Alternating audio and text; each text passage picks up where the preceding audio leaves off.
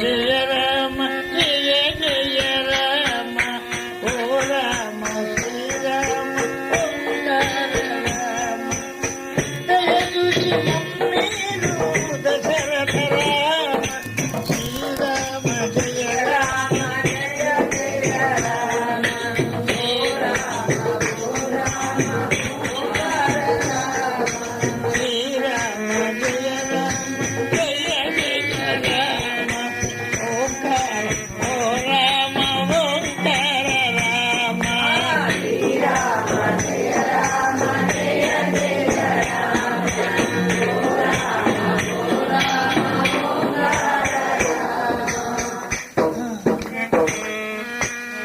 దయ చూసి మమ్మేలు దశరథ రామ కృప చూసి మమ్మేలు కోదండ రామ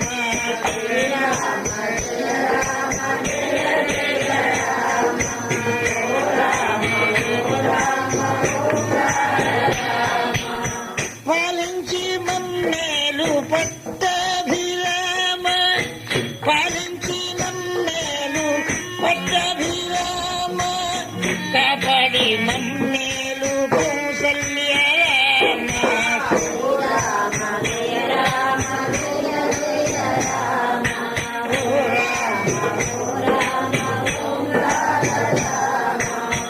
ఆదరించి మమ్మేలు అయోధ్య రామ కరుణించు మమ్మేలు కళ్యాణ రామ శ్రీరామ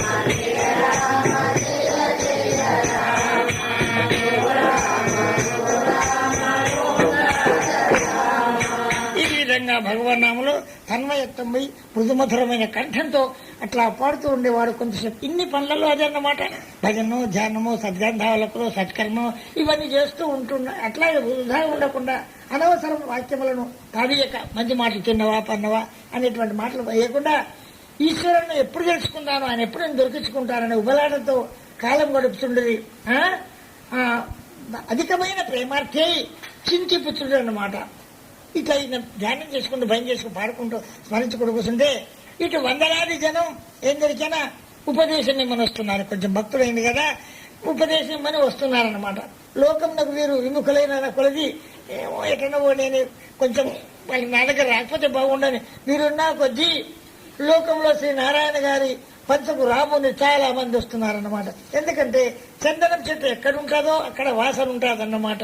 అలాగే వీరు భక్తులుగా ఉండేవాళ్ళు కాబట్టి వీళ్ళందరి ఈ దగ్గరికి అందరూ మంది వస్తున్నారన్నమాట. నలుమూలలో వ్యాపిస్తుందన్నమాట వీరి కీర్తి యొక్క, వీరి భక్తి యొక్క వ్యాపం. ఎందరు వచ్చినను ప్రేమమూర్తులు కాబట్టి అందరినీ ఉపదేశం ఇస్తూ భగవద్భక్తిని బోధిస్తూ అట్లాగే ఉండేవారన్నమాట. భగవద్భక్తిని బోధిస్తూ సన్మార్గమున ప్రచురింపజేస్తున్నారన్నమాట. సన్మార్గమున ఉంచుతున్నారన్నమాట. అట్లాగే ఉంటారన్నమాట. బోధిస్తూ ఉన్నారన్నమాట. ప్రవేశపెడుతూ ప్రవర్తింపజేస్తూ ఉన్నారన్నమాట. వందల కొద్ది జనములు కూడా మహోల్లాసముగా వచ్చి అఖండ భజనలు గావిస్తూ ఇట్లా ఉన్నారన్నమాట. వీరు కూడా భగవన్నామని చెప్తూ ఉన్నారు, చేస్తూ ఉన్నారన్నమాట. ఏమిటి? ధర్మ మార్గమున మేలచూచు నిరతము దైవము ఎప్పుడు నమ్మండి. నిర్మల హృదితో నా భగవంతుని ఎప్పుడు వేడుచుండండి. ఎంత యత్నించిన నేమి కన్నాలున్న ఉన్నంత వచ్చు నమ్మండి. సంతతమును సంసారములో బడి సర్వేశ్వరుని ధర్మ మార్గము నిలగుచు నిరతము దైవము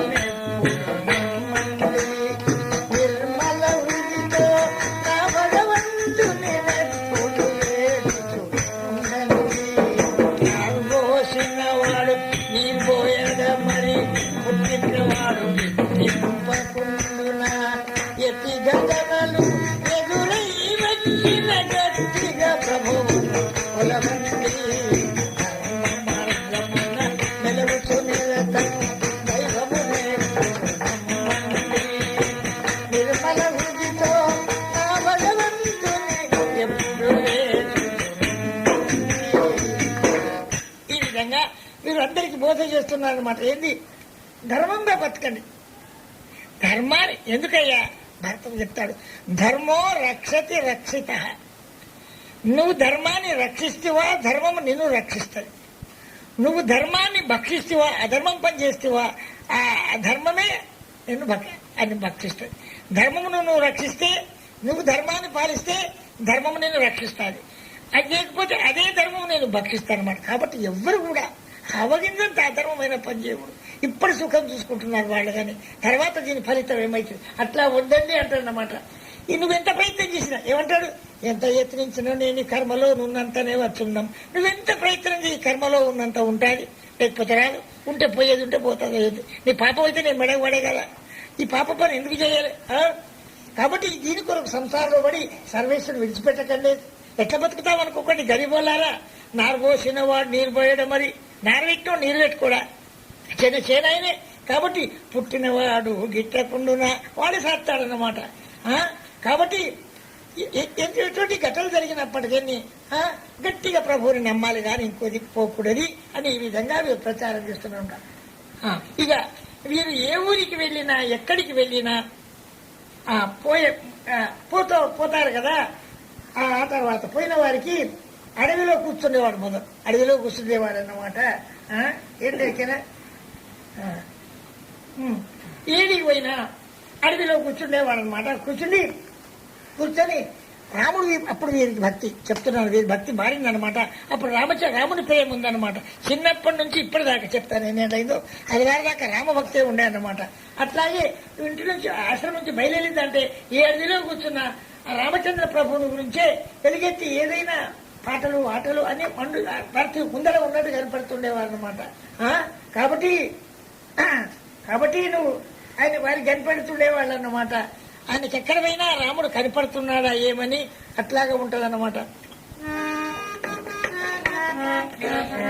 రామ అదుగో రాముడు అంటే అదుగో రాముడు కాదు, అదుగో రాముడు లక్ష్మణుండదిరయ ఆగానకి దేవి ఎల్లదుగో మారుతి కయుడంగాను అయ్యద సింహాసనము అజ్జి తెల్ల గొడుగౌరా కిరీటాల చాలదుగో.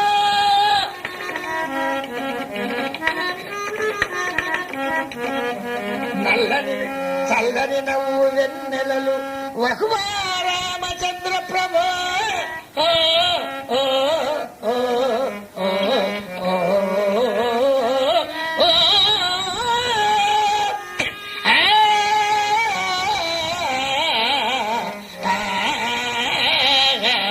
అదుగో రాముడు. చూసారా, అడవిలో కూర్చొని చెప్పి అదుగో రాముడు. భావం బాగుంది కదా, వాళ్ళకి అట్లా కనపడుతుంది అన్నమాట. ఇలాగా చెప్పుతూ జీవనం ఇట్లా గడుపుతుండేవాడు అన్నమాట. ఆ తర్వాత అందరికి చెప్తున్నాడు అనమాట. ఈ మా ప్రభు అంతటా నెలకొని నీవెన్నను నాకు ఎన్నడికి కనపడతావయ్యా రామచంద్ర, అంతటా ఉన్నావని తెలుసు, కానీ నాకు కనపడు ఎప్పుడు అంటున్నాడు అనమాట. నాకు ఎప్పుడు సాక్షాత్కరంటావు? ఒక రాజు పిలుస్తేనేమో గజేంద్రుడు కపాటానికి పోయిన అంటావు. ఆ తర్వాత శత్రుపక్షులు విభీషణుడు కాపాటానికి పోయిన అంటావు పారని అడిగితే ఏమిటి ఇది సుగ్రీవుడు ఇట్లా అని అవన్నీ మాటలు మాట్లాడతావే. కర్ణతో రక్షింపలేవా, నన్ను కటాక్షింప ఏమైనా వాళ్లే కావాలన్నా, సుగ్రీవుడు విభీషణుడు వాళ్లే కావాలన్నా నీకు? లోకేశ్వర నీకు ధైర్యాదా నా మీద? ఎవరికి చెప్పుకొని ఏడవాలి నేను? నా కష్టం ఎవరికి చెప్పాలి? కాబట్టి ఎవరు నా కోరికను తీర్చేవాళ్ళు ఉన్నారన్నమాట. నా కోరికను తీర్చేవాళ్ళు ఎవరున్నారన్నమాట. ఎన్నడు ఇక రామచంద్ర ఎన్నడు గల్గు నీదు దయ ఎన్నడు నా అఘరాసి బాసి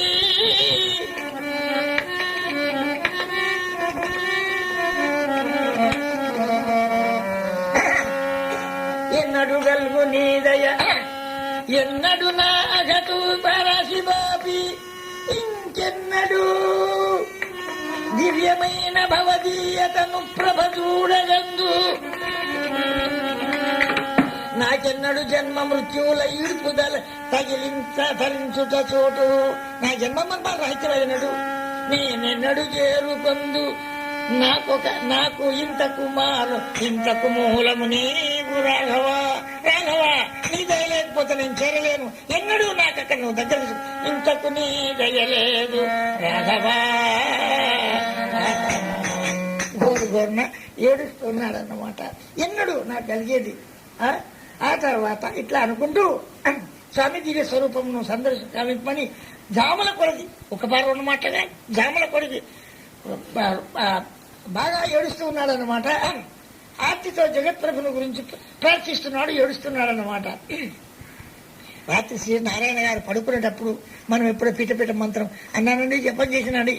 నారాయణ గారు రాత్రి పూట పడుకున్నప్పుడు మిత్తపై తలబెట్టి తన మాటలు విను పక్కనే రాముడు ఉన్నాడనే భావంతో, నా రాముడు నా పక్కలోనే కూర్చున్నాడు అనుకునే భావంతో ఏం చేస్తున్నారంటే, రామున్నాడు అనుకున్న భావంతో భోరున ఎక్కెత్పడుతుంది. రామ రామ ఎప్పుడు కనపడతాం. రాత్రిపూట ఎవడు చూస్తాడు? రాత్రిపూట అడవండి మెత్తంతా గడిచిపోయేది. ఇదండి భక్తి భక్తి భక్తి. మొత్తం బొట్టు పెట్టుకోగానే జుట్టు పెట్టుకునేలా సరే అదే బాగా. ఆ తర్వాత ప్రక్కనే స్వామి ఉన్నాడన్న భావంతో బోరున ఎక్కెక్కి ఏడుస్తూ ఉంటాడనమాట. నా స్వామి నాకు నిన్ను చూసే భాగ్యం లేదా? ఏమిటి ఇది? ఈ జన్మ ఎందుకు? నేను ఇక్కడ కట్టి జన్మం ఎత్తింది ఏం పని చేయాలి? నీ దర్శనం లేకుండా నీ మానవ జన్మ ఉద్దేశం మాత్రం ఎట్లా వస్తుంది అన్నమాట. ఉద్దేశం నువ్వు నన్ను కాపాడవా? ఇట్లనే చేస్తేవా? నువ్వు నన్ను కాపాడకుండా ఉంటే ఇంకెవడు? కరుణించకుంటివా రామా, కరుణించకుంటివా కర్మ బంధాలలో కట్టి వైచిన లేచి కదలలేను.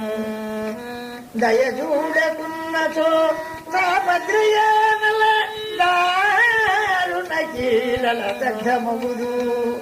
రామా, నీవుపేక్షించిన నిమిష మాత్రములోన సంసార వారధిని సమసిపోడు.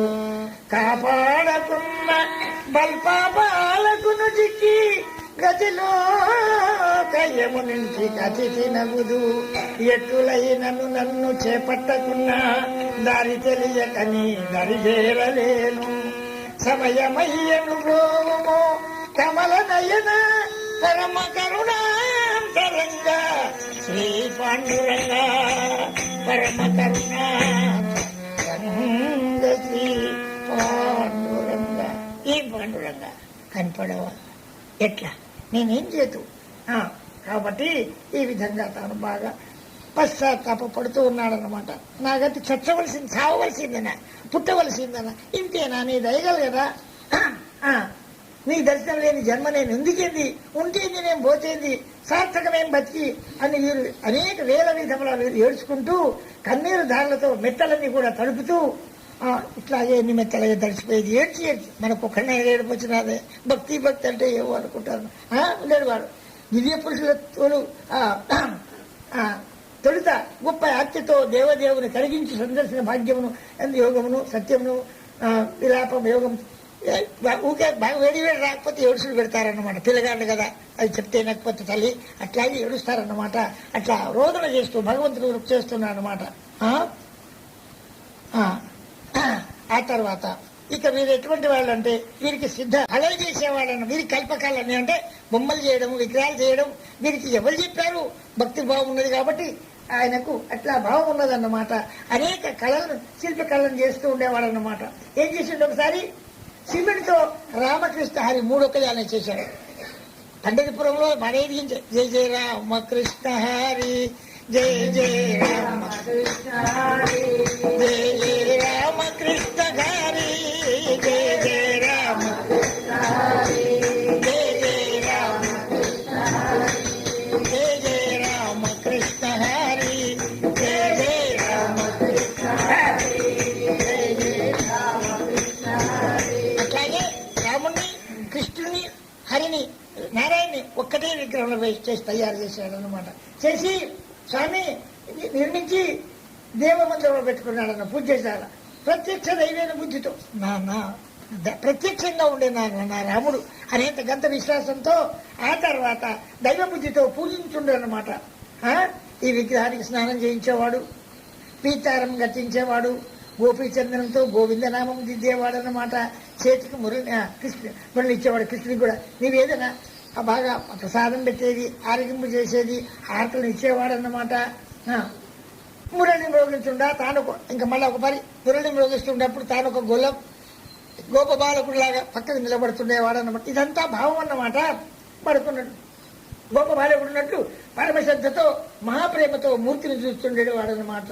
మాట్లాడుతుండేది కృష్ణ రామ ఏమిటి అని అంటే అట్లా మాట్లాడుతూ ఉండేవాడు అన్నమాట. శ్రద్ధతో మహాప్రేమతో మూర్తిని చూస్తే ఎంత ప్రేమతోటి ఎంత మంచి ఉన్నవయ్యా, ఎంత మంచి వాడవో అయ్యా కృష్ణయ్య నీవు, ఎంత మంచి వాడవో అయ్యా.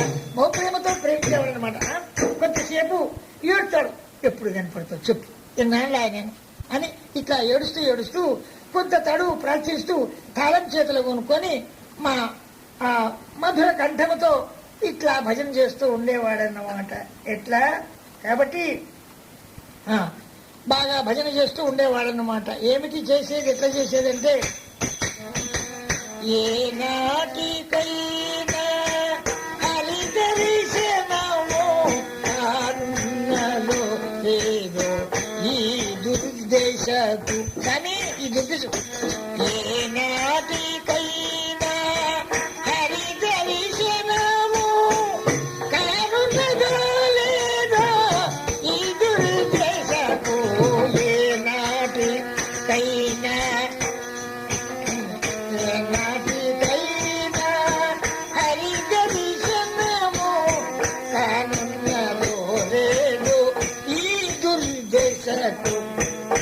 ఎన్ని కర్మములు అడ్డమున్నావో, ఏమేం పాపాలు చేశారు, ఎన్ని కర్మములు అడ్డమున్నావో, ఎన్ని గ్రహములు అడ్డగించును అయ్యా, ఎన్ని పాపములు ముట్టడించును, ఎన్ని ప్రారంభము ఈ దుర్దశకు,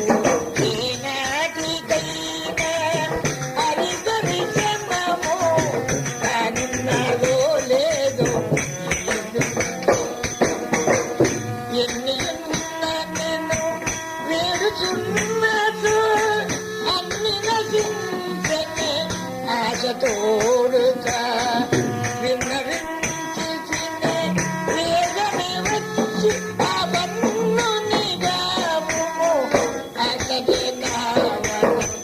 నాటికైనా పరిచరిసినము కన్నదో లేదు ఏనాటికైనా. ఏమయ్యా ఎన్నటికైనా నా దిశలో భగవద్ దర్శనం కలిగిందా, ఈ దుర్దశకి సావాల గంత భక్తి తండ్రి భక్తి భక్తి బొట్టు పెట్టుకున్నాడు, మంగళారతి పట్టుకున్నాడు వీరాజు, నా భక్తి అయిందో నేను కథ బాగా బాధపడుతున్నాడు. ఎన్ని కర్మలు నాకు అడ్డమున్నాయో, నీదేం తప్పురా భగవంతుడా, ఎన్ని కర్మలు నాకు అడ్డమున్నాయో, ఎన్ని గ్రహాలు నన్ను పట్టుకొని పీకలాడుతున్నాయో, ఎన్ని పాపములు అన్ని నాకు జమైపోయి కాకుండా చేస్తున్నాదో, నా ప్రారంభమే ఎట్లుంది కాబట్టి ఏ నాటికైనా ఇప్పుడు కాకపోతే సరేనా ఎన్నటికైనా తర్వాత నాకు కనపడతావా లేదా, ఏమిటి నాకెవడు చెప్పేవాడు, ఏం చెయ్యాలి, ఎన్నున్నా నిన్ను వేడుకుంటే అన్ని పోతాయని చెప్పారు కాబట్టి అనాథనాథుడైన అదే నాకు నీ దయ చూసి ఎట్లయినా చేసి కనిపడు అని ఈ విధంగా వీరు ప్రార్థన చేస్తున్నారన్నమాట. నారాయణ గారికి వీరికి ఏం దొరికైనా పురోహితత్వం ఉందన్నమాట. ఆ ఊర్లో మరొక పురోహితత్వం ఉన్నదన్నమాట. వ్రతాలు నోముల కోసం అందరు పిలుస్తారు, బ్రాహ్మణులు సత్యనారాయణ వ్రతం లక్ష్మణ వ్రతం ఏంటో వ్రతాలు ఉంటాయి కదా, అందరు పిలుస్తారనమాట. ఈయన పోయి ఇంతకెళ్ళి ఈతలకు వచ్చే వరకే 4 ఇళ్ళ వాళ్ళు విక్కేస్తారన్నమాట. ఏమని 4 పటేలు అన్నారు, వాళ్ళిద్దరు వతందారు వచ్చి పోయి శ్రేష్ఠులు వచ్చి చుట్టుకొని మా ఇంటికి మొదలరా, మా ఇంటికి మొదలరా, మా ఇంట్లో మొదలు చేసుకో ఇట్లా చుట్టుకుంటారన్నమాట. వారికి వారు యమదూతల్లాగా రమ్మంటారు. యువతలకు వస్తే ఎవరింటికి పోవాలి, ఎవరి నోము పెట్టాలి, ఎప్పుడు చదవాలి అంటాడనమాట. అయ్యా నేను ఉన్నోని ఒక్కడిని కాబట్టి ఇంత బాధ పెడతారు. ఒక్కడి ఇందరి ఇళ్ళకి ఒక్కటే పారి ఎట్లా పోతారు చెప్పండి మీరు. ఈయనకి రాకపోతే ఆయన కోపం, ఆయనకు రాకపోతే ఈ కోపం అన్నమాట. పోకున్నా అందరూ మీసాలు దిగుతారు, ఏం బావడా నిన్ను కాదనేది భయపడు అని మీసాలు దువ్వుతారు. వీళ్ళతో నేను ఏం చేయదు సర్వేశ్వర. కాబట్టి చీచి ఈ పాప పురోహితంతో నాకు పట్టదు. మనిషికి గట్ల విసుగు రావాలి సంసారం మీద. మత్తుగా ధనం ఉంటుంది. నేను చెప్పు నా సంగతి. రూపాయలు ఉంటాయి, కొడుకులు ఉంటాయి, ఇంట్లో చదువుతూనే ఉంటారు. కొడుకు తంతుంటాడు. అయినా మా ఆవిడ ముద్దు పెట్టుకుంటారు. గంట పాపం అన్నమాట. ఈయనకు ఇంతమంది నన్ను పిలిస్తే నేను ఎక్కడికైనా పోవాలి, ఎట్లా పోవాలి, చేయనే వృత్తి చేయని అనుకున్నాడు అనమాట. స్వార్థబద్ధమై ఉంటాడన్నమాట. పాపమై 10 లగ్గాలుంటే కదేవలం గంసుజనం అరాబలం చండబలం విద్యాబలం అనుకోండి. అయిపోయింది అంత మంత్రం చెప్పుకొని పాపం తెలియదు. చెప్పుదామంటే ఒకనాడు 5 లగ్గాల. అయ్యో రామా, ఇది ఎంత పాపం చుట్టుకునే నాకేం చేయదు అనుకున్నా. వాళ్ళ నుంచి అక్షంతలే చేతల పట్టాయి. ఏం అక్షంత భక్తి నూనె గట్టి ఇచ్చి పెడతారన్నమాట. చెప్తారన్నమాట.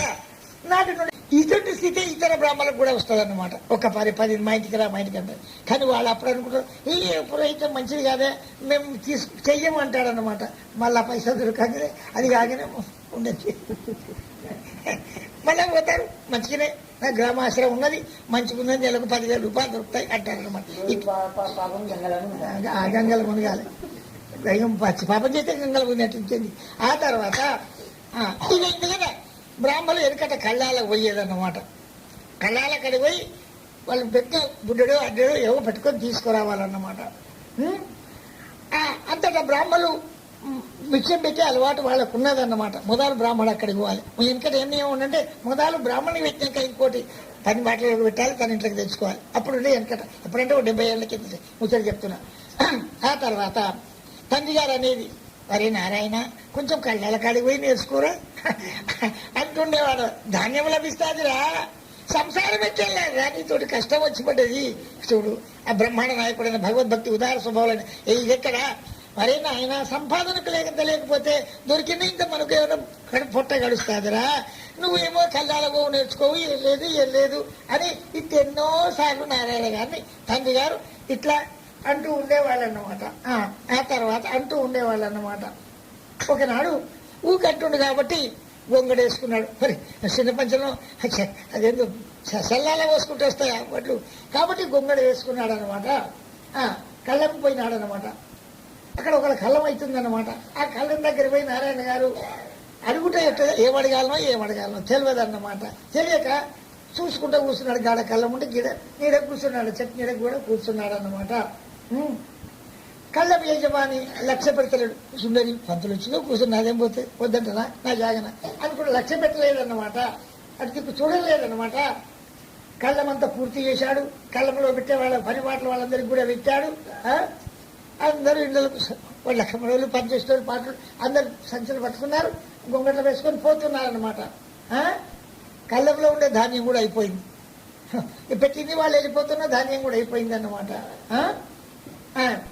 ఒక యజమాని మాత్రమే కళ్ళపు యజమాని పొలపైనే ఉన్నాడన్నమాట. ఇక ఆయన కూడా పోతుండన్నమాట. పోయి ఒక యజమాని మాత్రమే ఇంటికి సిద్ధుడైతుండనమాట. నారాయణ గారికి అప్పుడు లేచారన్నమాట. లేచి అతను చూసి శాంతంగా, నాయన నువ్వు నా గురువు, నాకు నువ్వు గురువు వస్తుంటాడు అయ్యా. ఎందుకు గురువు అంటే ఏదంటే ఇక ముందు నేను యాచనకు పోను, భిక్ష పెట్టుకునేందుకు పోను. ఇంతసేపు కూర్చుంటే తమిళ బియ్యం పెడితే వడ్డీ పెడితే ఎంబు అదే. అందుకనికే అట్లా నాయనా నా గురువు దొరికినావు నువ్వు, చాలా సంతోషం. కాబట్టి ఇంతసేపు కూర్చుంటే ఏం పెట్టకపోతే కాబట్టి గురువు కావాలంటే ఇక ముందు యాచనక ఇక పోను, నువ్వు పాఠం నేర్పినావు, ఇక ముందర ఎవరి దగ్గర పోను, వాళ్ళని పెట్టుకున్నాను, కళ్ళకే పోను ఇక నేను అనుకున్నాడు అనమాట. ఈశ్వరుడేమి ఇచ్చినో, ఈశ్వరుడు ఇంట్లో ఉన్న వానికి ఏమి ఇస్తాడో గదే తింటాను ఉంటాం. ఇక యాచన వద్దు, ఈ కళ్ళాలు వద్దు అనుకున్నాడు అన్న. అప్పుడు అన్నాడు, అయ్యా గట్లెందుకు అంటున్నాను అంటే, మరి ఏంటి అంటే నేను చూడలేదే, నేను చెట్టుకాడ కూసుకు ఎవరో నా పనులు నేనున్నాను, కనిపెట్టలేదన్నమాట. తప్పు జరిగిందన్నాడు. పెద్దల ముందర ఎవరైనా వంగిపోతారన్నమాట. శుంఠలు బుద్ధి లేని వాళ్ళే అట్లా మాట్లాడతారనమాట. వాళ్ళకి భూతభావం తెలియదు, మరింత పాపంలో పడతారు. పెద్దలంటే ఎంత వాళ్ళ దగ్గర సరుకుంటుందండి. వాళ్ళు ఒక్కసారి కిన్నుక వహించిన దాన్ని చెప్పి సంఘమునైన వాళ్ళు ఒక్కసారి బాధపడి జిద్దు చేసినా సర్వనాశనం అయిపోతారు. ధర్మరాజు అజాత శత్రులిగిన నాడు ధర్మరాజు ఒకపారి కోపం ఉంటే కౌరవ పాండు అంత రాజ్యాలను ఒకపారి భస్మం అయిపోతారు. మహత్వాలంటే సామాన్యులు కాదన్నమాట. కాబట్టి ఈయన చూస్తే కూడా వారిని అయ్యా నేను కనిపెట్టలేదండి అన్నాడు అనమాట. జరిగింది. ఇక పెట్టవలసిన ధాన్యం మీ ఇంటికే తెచ్చి పంపుతా అంటున్నాడు ఇప్పుడే మొదలు. ఇక ఈ ఏటి నుంచి మీకేమేం పెట్టాలో బ్రాహ్మణులకు అదంతా నేను ఇంటికే తెచ్చి పెడతాను అన్నాడు అనమాట. మీరు విసుకోకండి, యాష్టపడకండి. మహత్తులు కొంచెం నారాజు అయితే బ్రహ్మాండం అంతా నాశనం అయిపోతుంది అన్నమాట. నాకు మంచిది కాదని, నాకు మొదలు నా సంసారానికి నాకు మంచిది కాదు, నువ్వేమనుకోకయ్యా అని బతిలాడే అన్నమాట. అని అన్నాడు. నాకు నీ మీద ఏం లేదయ్యా నారాయణ గారు అన్నారు. ఏం లేదు, కోపం లేదు అని చెప్పి ఇంటికి వచ్చింది. నానాటి నుంచి ఇవ్వని వరకు కూడా అనుద్ధుడు మగు ఆ మాటను అట్టే పట్టుకున్నాడు అన్నమాట. శబదం పట్టుకున్నాడు అనమాట. ఎప్పుడు కళ్ళాలకు వెళ్ళలే అవుతారు పని. ఆ ఘటన జరిగే సంగతి హృదయంలో పెట్టుకున్నాడు. కడుమలేవు మర్చిపోతారుగా. పోదామని బయలుదేరాడనమాట. నిర్జన స్థలంలో భక్తులకు మంచిగా అనిపిస్తాదనమాట. నిర్జన స్థలంలో ప్రవేశించగానే ఊంచ స్వరంతో భగవన్నామాన్ని పాడుతూ ఉన్నారన్నమాట. ఏమిటి భగవంతుని నామస్మరణ చేద్దాము అనుకునే భావంతో వారు నామ సంకీర్తన చేస్తున్నారన్నమాట. ఏమని? శాంత స్వభావ శ్రీరామచంద్ర నవంతాల గోదోలు రామచంద్ర శ్రీరామచంద్ర శాంత స్వభావ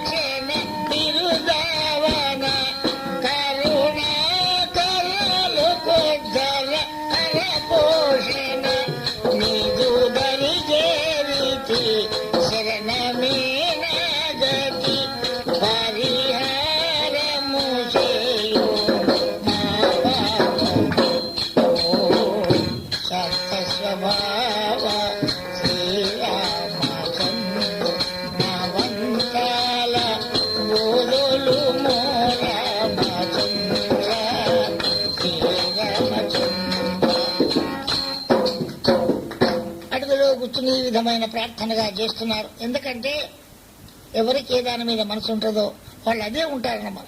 మనకు సంసారం మీద మనసు ఉంది. ప్రతి ఎప్పుడైనా సంధి దొరికినప్పుడే ఇంకేమైనా పని చేసుకోవాలంటాం. భక్తి చేసే వాళ్లకు ఇంత సంధి దొరికినా కానీ భగవంతుని యొక్క నామస్మరణ చేస్తారన్నమాట. కథ చాలా రోజులు చెప్పాలి. కాబట్టి ఇలా నామం చేసుకుంటూ భజన చేస్తూ కూర్చున్నాడు.